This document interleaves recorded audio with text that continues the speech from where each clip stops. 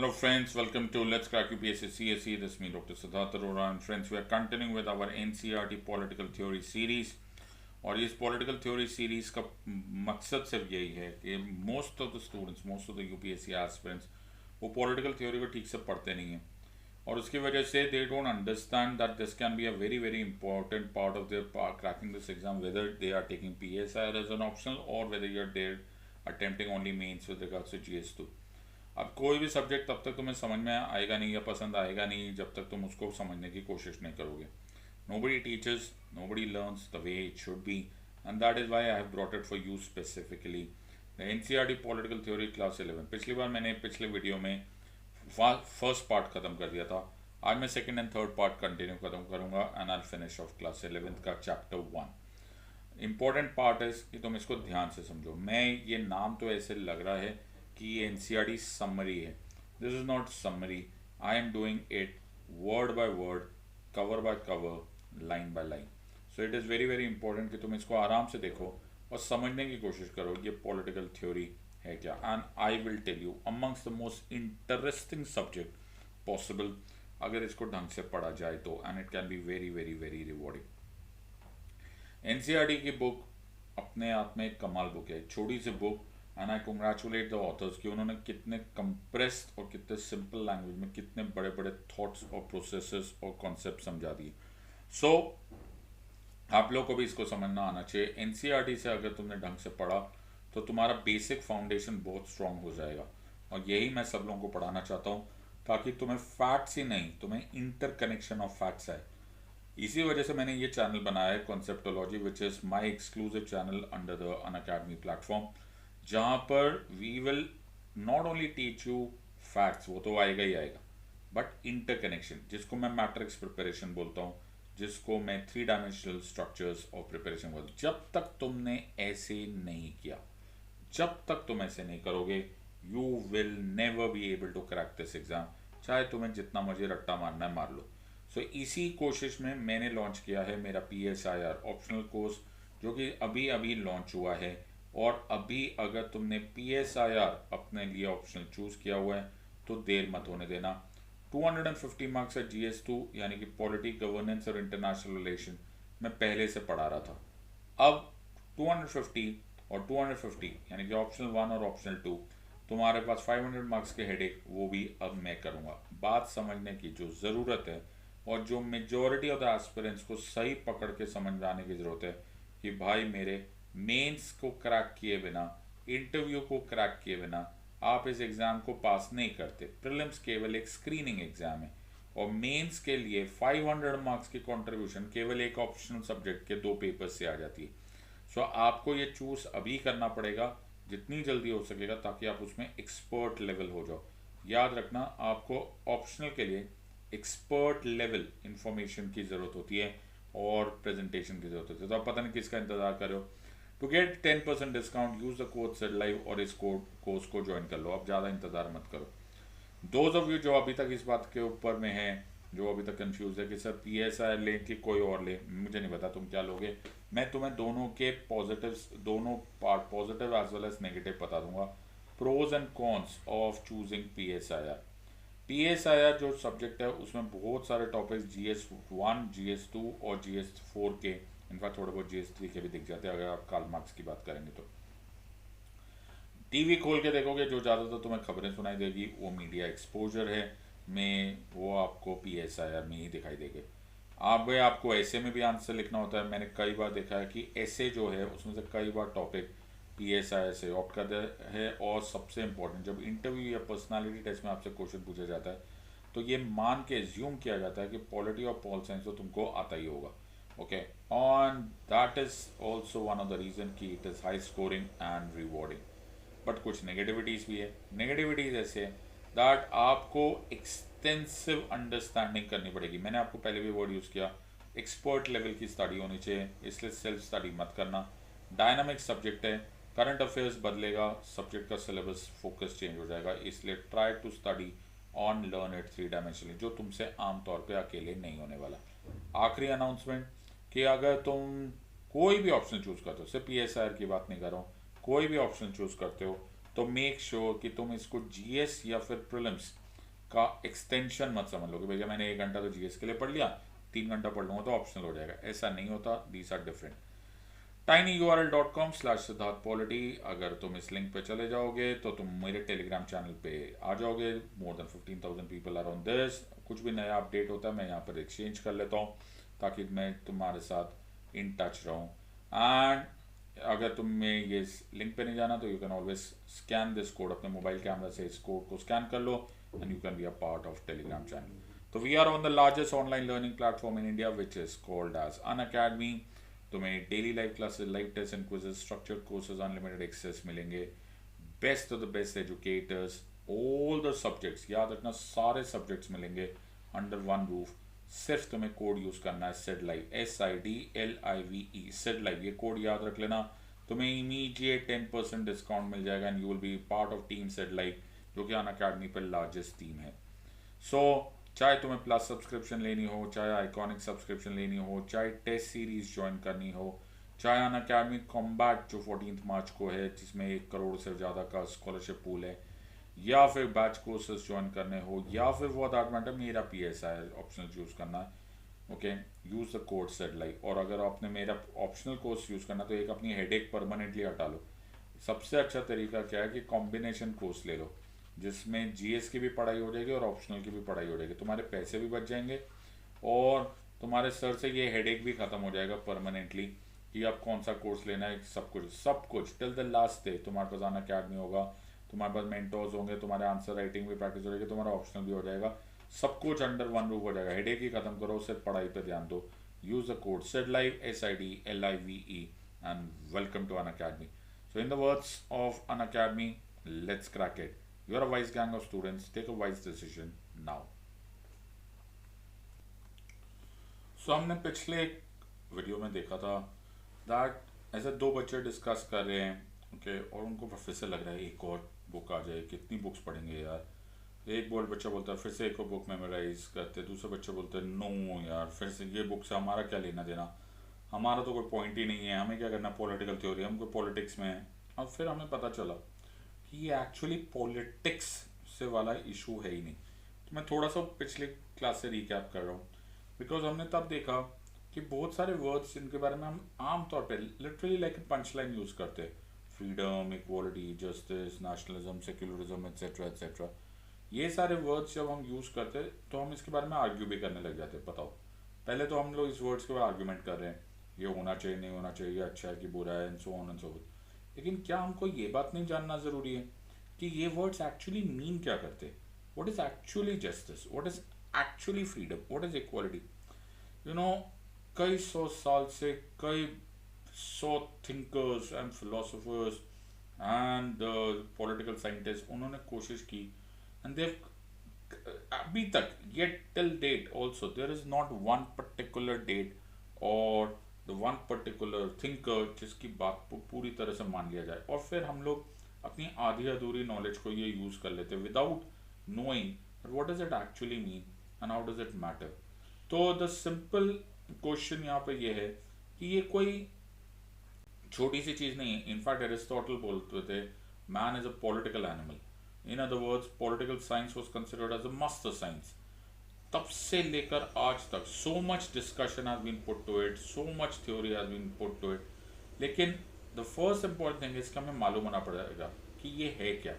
और दूसरी बात, पॉलिटिकल थ्योरी जो होती है वो हमेशा वर्क इन प्रोग्रेस होती है। जब मैं पढ़ाता हूँ तो मैं हमेशा बोलता हूँ it is a work in progress. तभी मैं सबको बोलता हूँ think think think think think.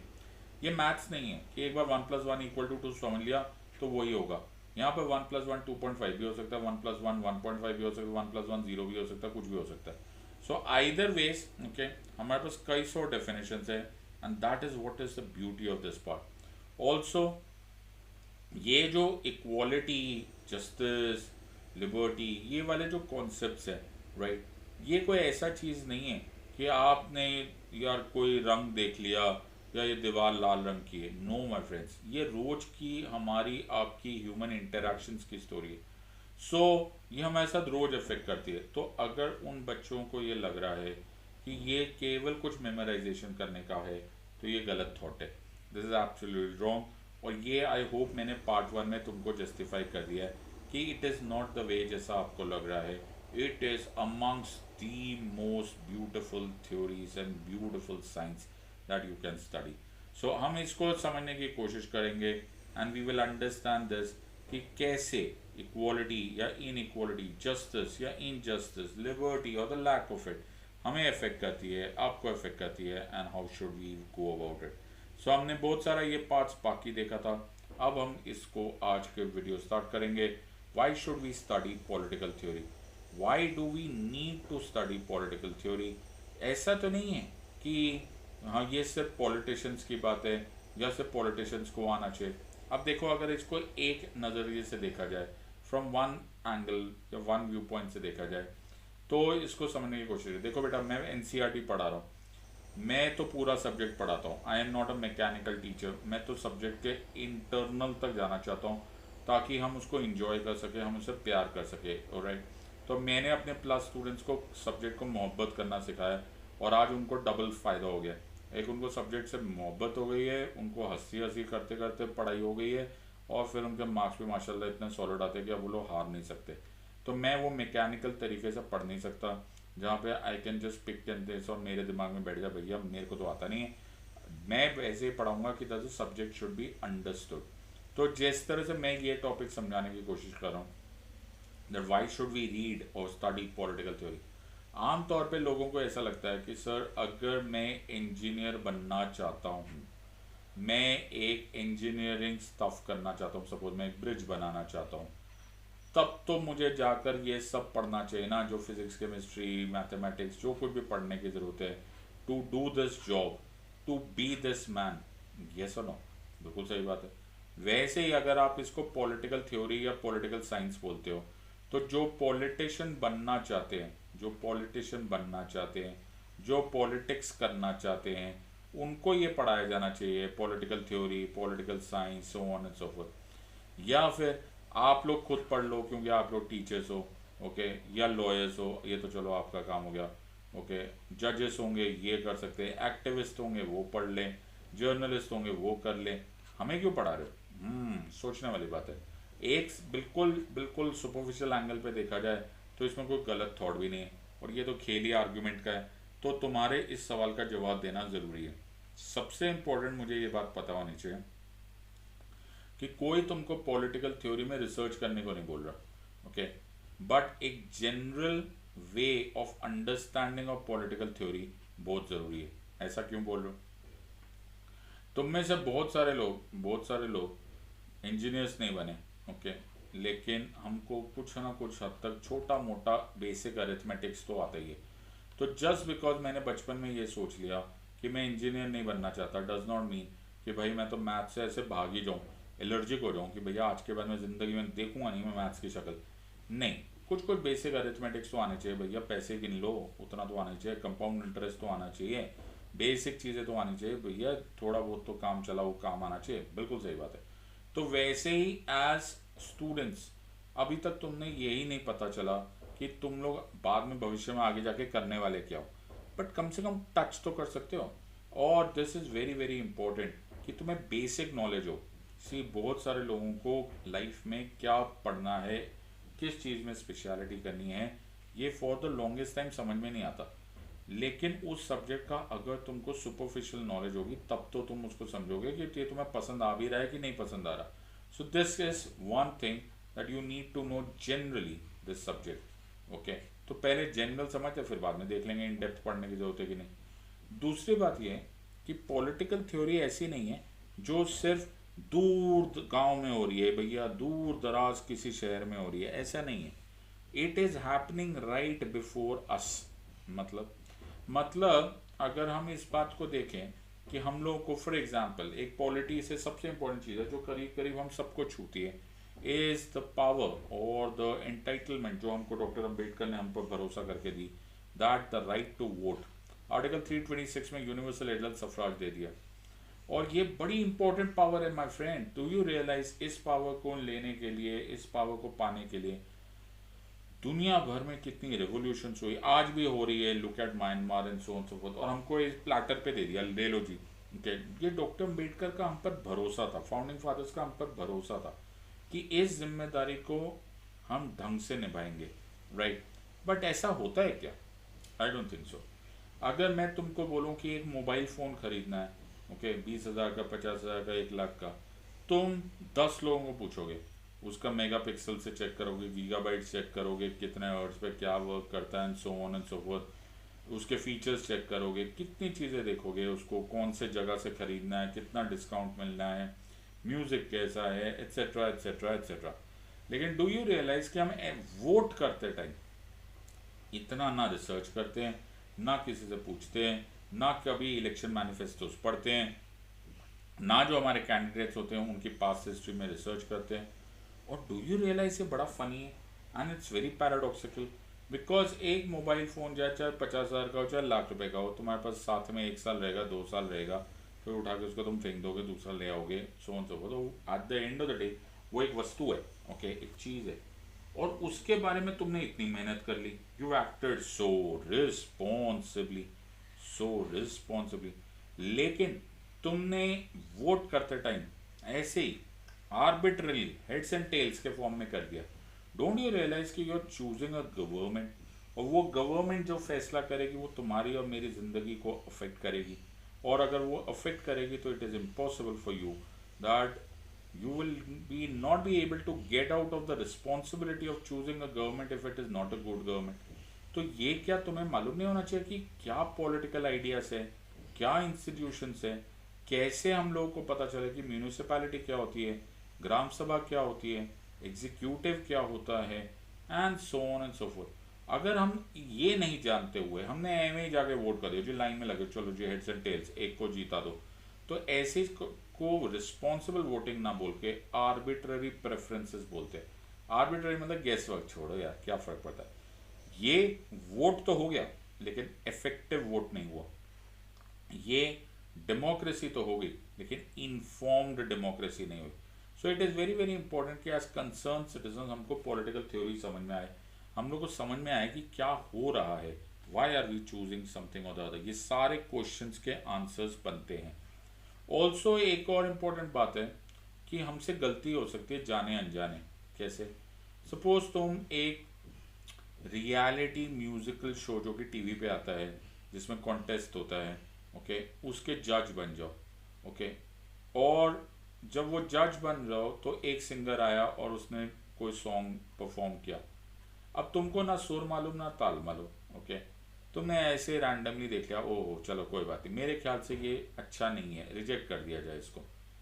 यार हो सकता है ना कि सही में वो सच में बड़ा अच्छा सिंगर हो, और अगर वो बहुत अच्छा सिंगर हो तो तुमसे जाने अनजाने एक बड़ी गलती हो गई यार, क्योंकि हो सकता है यही आदमी कल म्यूजिक के वर्ल्ड में, आर्ट्स के वर्ल्ड में मेजर कंट्रीब्यूटर होता, और he could have enriched our the musical world and the cultural world immensely. लेकिन तुमने क्योंकि मालूम नहीं था इसलिए तुमने एक गलत डिसीजन ले लिया।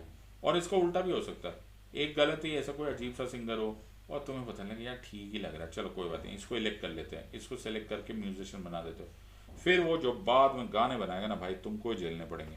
सो पॉइंट वैसे ही है हमारे गवर्नमेंट का भी। अगर हमने ध्यान से देखा, अगर हमने ध्यान से देखा कि हमारी गवर्नमेंट ठीक ठाक से है और हम उसको नज़र भी रख रहे इन एन इन्फॉर्म्ड वे, तो तुम्हें मालूम है क्या होगा, वो गवर्नमेंट को भी मालूम पड़ेगा दैट हाँ यार ये जो सिटीजन्स है ना ये हम पर इन्फॉर्म्ड नज़र रख रहे।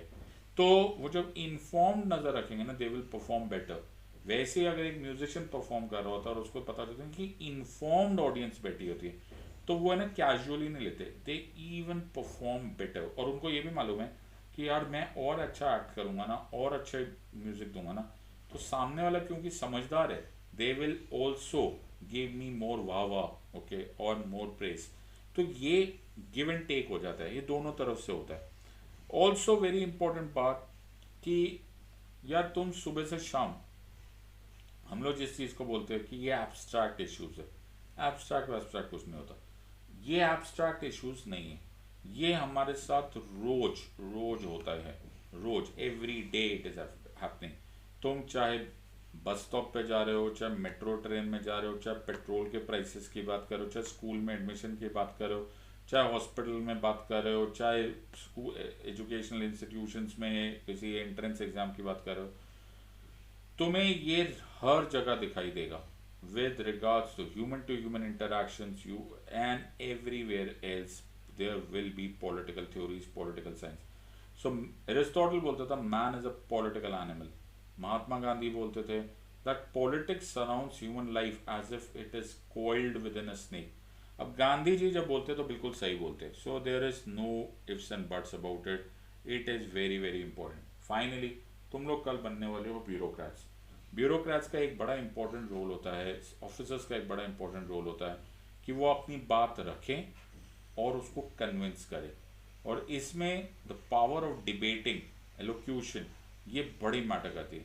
और वो डिबेट और एलोक्यूशन क्या है जिसमें तुम सिर्फ आवाज़ उठा रहे हो? नो. तो इसे बोला जाता है don't raise the voice level of the argument, raise the level of argument. So don't raise your voice, raise your level of argument. तो level of argument का मतलब क्या होता है? level of argument का मतलब होता है कि आप ना वो बात बोलो जो convincing हो, जो based upon reason हो, जो based upon facts हो, और वो facts verifiable हो. और in other words, आपको ये बहुत अच्छा तरीका तब समझ में आ जाएगा जब आप एक systematic thinking करना start करोगे. Okay? अगर आपने सिस्टमैटिक थिंकिंग नहीं किया तो भाई तुम जो मर्जी रैंडम आर्ग्यूमेंट करते रहोगे, उसमें कोई मज़ा नहीं आता. तो जो कोर्ट्स में लोग आमतौर पे देखते हैं या फिर जो दिखाया जाता है दैट कि यार ओ चिल्ला रहे, ऐसे नहीं होता. In a good legal discussion, in a good legal argument, you will always see that lawyers will give each other reasonable arguments, right, जिसका वेरीफाइबल फैक्ट्स हो and the entire context is this. So इस सबको आप connect कैसे करोगे?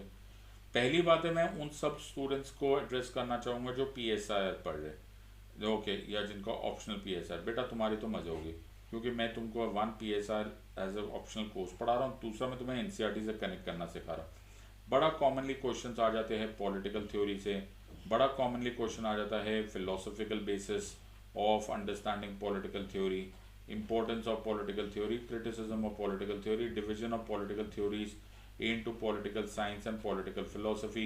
और फिर उसी के साथ साथ the evolution of different branches, चाहे वो फिलोसॉफिकल हो, हिस्टोरिकल हो, इंस्टीट्यूशनल हो, लीगल हो, बिहेवियरल हो, post behavioural and so on and so fourth. ये तो ये हो गया. और जो लोग मेंस की तैयारी करें या फिर नॉर्मली भी GS की तैयारी करें, ये सारे कॉन्सेप्ट्स, इक्वालिटी, लिबर्टी, जस्टिस, ये सारे के सारे concepts are so important for your exam, whether it is in terms of preamble या फिर DPSPs में से पूछा जाए, या फॉर दैट मैटर तो question is dealing with governance. आपको ये पूरा का पूरा टॉपिक समझ में आना ही पड़ेगा. Now will go to the next part and this is the last part of chapter 1. अब ये एक्चुअली स्पीकिंग तो सो कॉल्ड सिलेबस का पार्ट नहीं होता, लेकिन मैंने तुम्हें पहले बताया मैं कंप्लीशन ऑफ सब्जेक्ट में बड़ा विश्वास रखता हूँ. अब मुझे ऐसा पूरा यकीन है कि जब आप NCERT से पढ़ते हो तो we leave it to the more intelligent people because they are the ones who are representing the government in a way. तो एक सरकारी बुक है तो कुछ तो वजह ही होगी उन्होंने इतना अच्छा डिस्कशन दिया. तो यहाँ पर एक कन्वर्सेशन के बारे में बात की जा रही है बिटवीन सोक्रेटिस एंड सेफेलस, और ये जो एस्पेक्ट पढ़ाया जा रहा है ये amongst the greatest of philosophical influence on political theory की बुक से निकाला गया, एंड दैट बुक इज प्लेटो की द रिपब्लिक. तो द रिपब्लिक, मुझे पता नहीं तुम में से किसी को ये बात मालूम है कि नहीं मालूम है, प्लेटो वॉज द स्टूडेंट और द डिसाइपल ऑफ सोक्रेटिस. और एक्चुअली जो प्लेटो ने बोला है वो सोक्रेटिस ने बोला है, या फिर सोक्रेटिस ने बोला प्लेटो ने बोला है, क्या मतलब, मैं समझाने की कोशिश करता हूँ. तो Socrates the master of philosophy, the father of philosophy, ये फिलोसफी के तो बड़े ही मतलब इनसे ज़्यादा आगे क्या, राइट. बट सोक्रेटिस ने बुक नहीं लिखी द रिपब्लिक, प्लेटो ने द रिपब्लिक बुक लिखी, इमेजिनिंग कि अगर कोई एक क्वेश्चन आएगा तो उनके गुरु, उनके मास्टर सोक्रेटिस उसको आंसर कैसे देंगे. सो इस पूरी बुक में सोक्रेटिस बात कर रहे हैं बट वो सोक्रेटिस नहीं बात कर रहे. That is the imagined character of Socrates which is written or used by Plato to express the thoughts which he thought that Socrates would have said. So what a beautiful thing. और यार कितने कमाल की बात है. We are talking of some 430 odd BCs. उस BCs का ज़माने की बात हो रही है.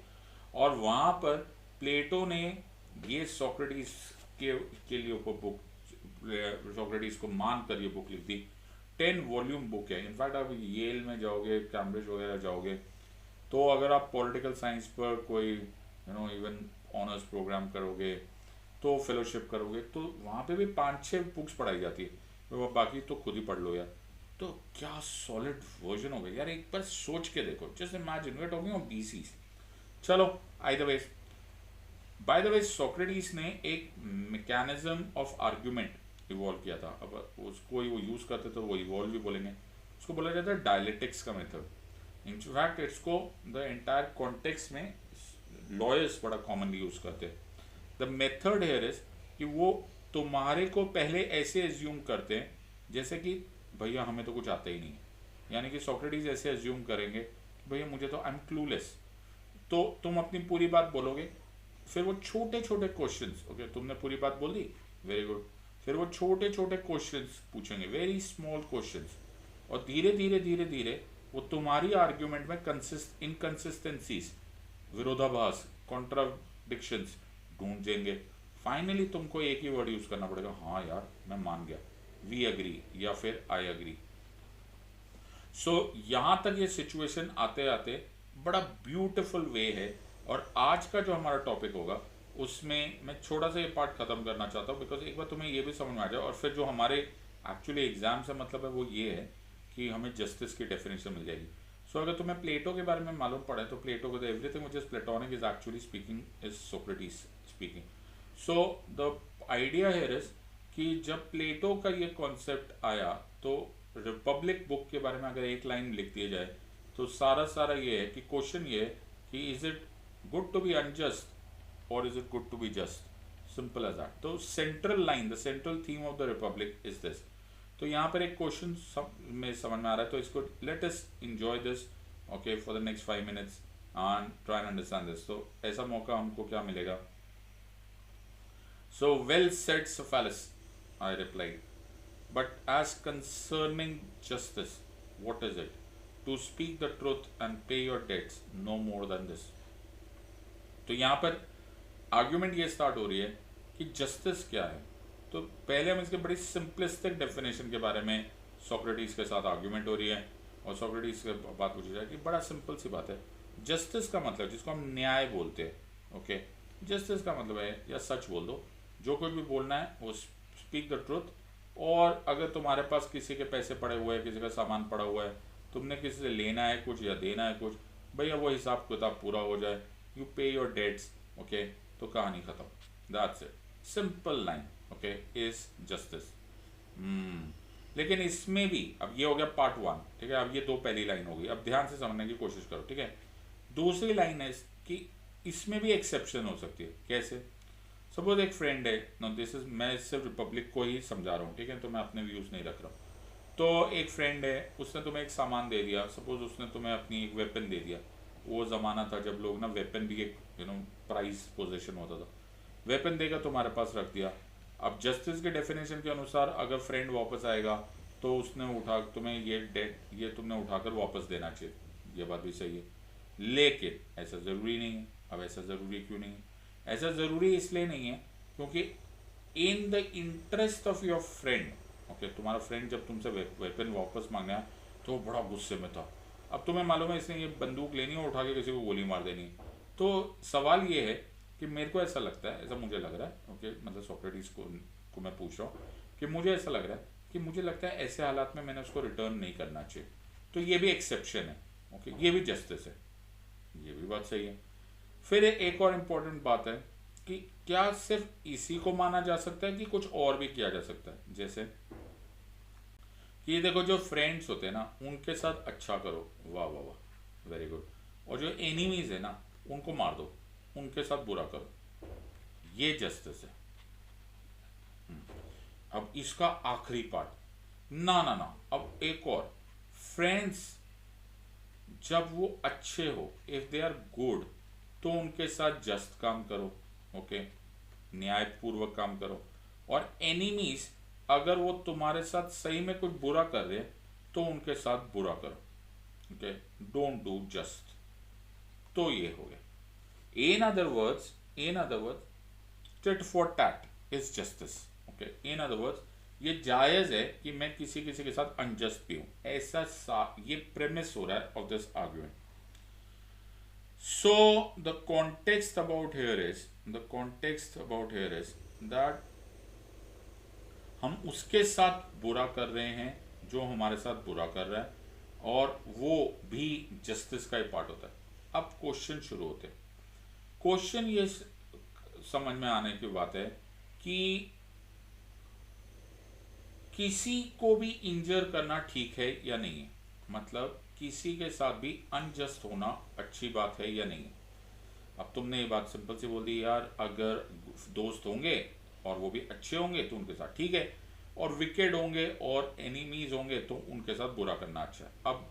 अब सोक्रेटिस क्वेश्चन पूछना स्टार्ट करते हैं। अब इसको समझने की कोशिश करो, देखो कहाँ से वो बात निकली और कहाँ तक पहुंचाई दी, ओके। तो अभी तक प्रेमिस ये है that he ought to injure those who are both wicked and his enemies. अब क्वेश्चन यहां से कुछ और ही स्टार्ट आ रहा है। क्वेश्चन यहां से ये स्टार्ट हो रहा है कि एक हॉर्स है, ओके, उसमें हॉर्स की अच्छी क्वालिटीज है, ओके। अगर मैं हॉर्स को इंजर करता हूं तो हॉर्स की क्वालिटीज कम होती है कि नहीं कम होती? बिल्कुल कम होती है सर, वेरी गुड। अब सवाल ये पैदा होता है कि जो हॉर्स की जो क्वालिटीज कम हो रही है वो हॉर्स की हॉर्स वाली क्वालिटीज कम हो रही है कि डॉग वाली क्वालिटीज कम हो रही है? सर ये क्या बात हुई, मैं तुम्हें समझाने की कोशिश करता हूँ। सो ये पेप्सी की बोतल है, अच्छा, वेरी गुड, गर्मी आ गई सर, पेप्सी पीनी है। अरे सुनो तो सही, तो ये पेप्सी की बोतल है, ठीक है, मैं पेप्सी की बोतल में से पेप्सी कम कर देता हूँ, अच्छा, तो ये पेप्सी की बोतल में पेप्सी कम होगा या फिर लिम्का कम हो जाएगा? कैसी बात कर रहे हो सर, पेप्सी अगर छोड़ कम होगी तो पेप्सी खत्म होगी, बिल्कुल सही बात है। तो अगर हॉर्स में से हॉर्स की क्वालिटीज निकाल दी जाए तो हॉर्स की क्वालिटीज में कमी आएगी ना, डॉग की क्वालिटीज में तो कमी नहीं आएगी, ये बात भी सही है। और ऐसे ही अगर मैं डॉग्स की बात करूं तो डॉग्स में डॉग्स की क्वालिटीज कम होगी, ये बात भी सही है। सो अगर मैं हॉर्स को चोट पहुंचाता हूं, ओके, तो हॉर्स में हॉर्स की क्वालिटीज की कमी आती है, डॉग्स की नहीं। और अगर मैं डॉग को चोट पहुंचाता हूं तो डॉग में डॉग की क्वालिटीज की कमी आती है, हॉर्स की नहीं, ये बात भी सही है। अब सिंपल सी बात यही है कि अगर मैं मैन को, ह्यूमन बीइंग को चोट पहुंचाता हूं तो ह्यूमन बीइंग में ह्यूमन बीइंग की क्वालिटीज की कमी आएगी, बिल्कुल सही बात है, बिल्कुल सही बात है। और ह्यूमन बीइंग्स की एक क्वालिटी है कि वो न्याय करना जानता है, ये तो तुम मानोगे ना कि जस्टिस अच्छी चीज़ है। अगर मैं ह्यूमन बीइंग को चोट पहुंचाऊंगा तो वो डेट्योरेट करेगा ह्यूमन क्वालिटीज़ में, और जस्टिस उसकी क्वालिटी है, ये बात भी सही है। तो यहाँ पूछा when will man will not be injured with deteriorate in which proper virtue of man, certainly that human virtue is justice. अब तुम ये पढ़ोगे तो तुमको अजीब सी इंग्लिश लगेगी, मैं तुम्हें सिंपल से समझा देता हूँ। तो इसका मतलब है अगर मैंने जस्टिस कम कर दिया एक आदमी में, उसकी क्वालिटी कम कर दी, तो मैंने जैसे उसकी ये कमी कर दी, यानी कि मैंने उसको इंजर किया मतलब मैंने उसको अनजस्ट बना दिया, ओके, मैंने अनजस्ट बिहेवियर किया, उसको इंजर किया, उसमें जस्टिस की क्वालिटीज कम हुई, तो ऑटोमेटिकली उसमें अनजस्ट की क्वालिटीज ज़्यादा होगी। Yes, I hope everyone has understood this part. So the point here is कि अगर मैं अनजस्ट, ओके, मैं अनजस्ट बना कर रहा हूं just because of my unjust behaviour, I hope you are understanding. अब यहां पर फिर उल्टी बात है, अब तुम जैसे इस तरह से बोल रहे हो तो मैं उल्टा भी कर सकता हूं कि ऐसा नहीं है कि by doing unjust I'm creating bad, so by doing bad I'm creating more of bad, but by doing good मैं कभी भी बैड नहीं बनाता। जैसे जैसे अगर मैं एक म्यूजिशियन हूँ, मैं कितना भी मैं जो मर्जी अच्छा म्यूजिक बनाऊंगा, जो मेरे सुनने वाला होगा ना, हो सकता है उसमें 0% फर्क पड़े। मैं अच्छे से सुर ताल में गा रहा हूँ, भाई को समझ में नहीं आ रहा, कोई बात नहीं यार, 0% अफेक्ट आए।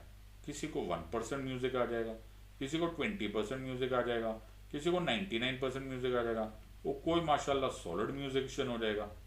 लेकिन ऐसा कोई नहीं होगा कि मैं म्यूजिशियन, मैं अच्छा म्यूजिक बजा रहा हूँ और सामने वाला बेसुरा होने लग जाए।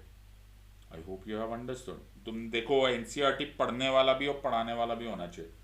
तो एक person who is good, okay, वो तुम्हारे किसी एक के साथ जस्टिस कर रहा है, वो जस्टिस कर रहा है, तो जब वो जस्टिस कर रहा है ना, तो वो गुड कर रहा है।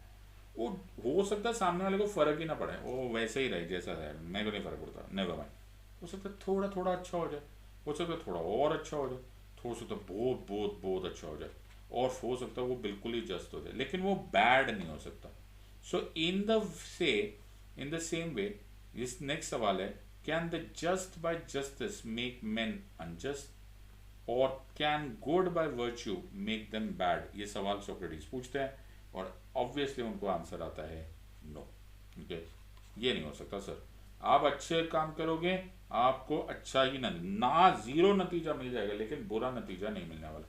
तो इसका मतलब है कि किसी का भी गुड करोगे तो सामने वाले को लॉस नहीं होगा ना, अगर गुड करोगे तो किसी को कभी लॉस नहीं हो सकता, और जस्ट गुड होता है। बिल्कुल सही बात है।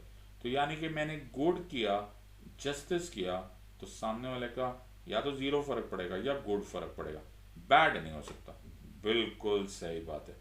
तो सोक्रेटिस बोल रहे हैं, then to injure a friend or anyone else is not the act of a just man, but of the opposite, who is the unjust। यानी कि किसी को भी इंजर करो, चाहे वो दोस्त हो, चाहे वो दुश्मन हो, चाहे विकेट हो, तुमने बैड ही कर दिया। बैड चीज का बैड ही असर आने वाला है, गुड चीज का कभी बैड असर नहीं आएगा। कुछ लोग बोलते हैं ऐसी वाली बात कि कोई विकेट आदमी है ना, तो उसके साथ बुरा करने लग जाओ, अनजस्ट मत हो जाओ। Please understand, justice is good and it will always have good effect. So the final line is, then if a man says that justice consists in repayment of debts, and that good is a debt which a man owes to his friends, and even the debt which he owes to his enemies, to say this is not wise, for it is not true. If has been clearly shown, the injuring of another can in no case be just। मतलब चाहे तुम बुरे के साथ करो, चाहे enemy के साथ करो, चाहे विकेट के साथ करो, तुम्हें सिर्फ जस्टिस करनी है। Justice has to be universal. तो कितनी अच्छी तरह से समझाया गया है, और यही बात मैं जब अपनी प्लस क्लास में पढ़ाता हूँ ना, तब मैं ये बात बोलता हूँ कि justice is the pinnacle of a civilization. जब जब हमारा प्रियम्बल पढ़ा जाता है तो उसमें आता है, we the people of India having solemnly resolve to constitute India into a sovereign socialist secular democratic republic and to secure to all its citizen justice social economic political liberty of thought expression believe. तो मेरा बार बार ख्याल आता है कि justice पहले क्यों लिखा, okay, पहले लिबर्टी क्यों नहीं लिखा, इक्वालिटी क्यों नहीं लिखा, फ्रेटर्निटी क्यों नहीं लिखा, फिर यही justice social economic political article 38 में क्यों लिखा, ओके, क्यों रिपीट किया, क्यों इसको वेलफेयर स्टेट का इतना इंपॉर्टेंट कॉन्सेप्ट बनाया गया? बिकॉज जस्टिस वो चीज़ है जिसकी सब लोग तलाश कर रहे, everybody is trying for justice. चाहे वो मैन और वुमेन के बीच में जस्टिस हो, अमीर गरीब के बीच में जस्टिस हो, रिलीजन के बीच में, रेस रिलीजन क्या, कंट्रीज के बीच में जस्टिस हो, सिटीज के बीच में जस्टिस हो, resources की justice हो, equal opportunity की justice हो, everything is justice। Hence the primary importance of the concept is that of justice। तो प्लेटो, एरिस्टोटल, सोक्रेटिस, जहाँ मर्जी से तुम्हें पढ़ने की कोशिश करोगे, तुम्हें ये जस्टिस का पैरामाउंट एस्पेक्ट आएगा, चाहे वो बाद में रोल्स थ्योरी आए या so on and so fourth, you will understand. और ये तुम्हें इतने क्वेश्चंस में आएगा, चाहे वो पॉलिटी के क्वेश्चंस में आए, चाहे पीएसआर के क्वेश्चन में आए, you must know this completely. तो अब तुम्हें समझ में आया माय फ्रेंड, ये सब्जेक्ट ही ऐसा नहीं है, ये टॉपिक ही ऐसा नहीं है जहाँ पे तुम इतना आराम से इसको खुद इंटरकनेक्ट कर सको। यू नीड अ मेंटोर, और अगर अब तुम्हारी ज़रूरत है, अब देर मत करना, एग्ज़ाम बहुत करीब आ जाती है, फिर सर पे आ जाती है, कुछ कर नहीं पाते हो। पीएसआई ऑप्शनल मैंने लॉन्च कर दिया तुम्हारे लिए, अभी अभी स्टार्ट हुआ है। 250 मार्क्स GS2 में ऑलरेडी तैयारी करवा रहा हूँ, 250 मार्क्स का ऑप्शन 1 और ऑप्शन 2 यहाँ साथ में कर लो, and half of your UPSC CSE की जर्नी मेरे थ्रू हो जाएगी। मैं फिर तुम्हें सजेस्ट करूंगा इसका कॉम्बिनेशन कोर्सेज लो, एक ही बार ये पूरा का पूरा हेडेक ख़त्म करो, ओके। इसमें तुम्हारे पास 24 मंथ का 36 मंथ का जो भी कोर्सेज में बहुत पैसे बचते हैं, देखो 26% ऑफ, 37% ऑफ, और यूज़ करो सेड लाइफ, तुम्हारे बहुत सारे पैसे बच जाएंगे। ओके, और तुम्हारे सारी हेडेक खत्म, अब तुम लास्ट मोमेंट तक अन अकेडमी तुम्हें साथ देगा। In the words of an academy, let's crack it. Until next time, God bless, thank you and जय हिंद।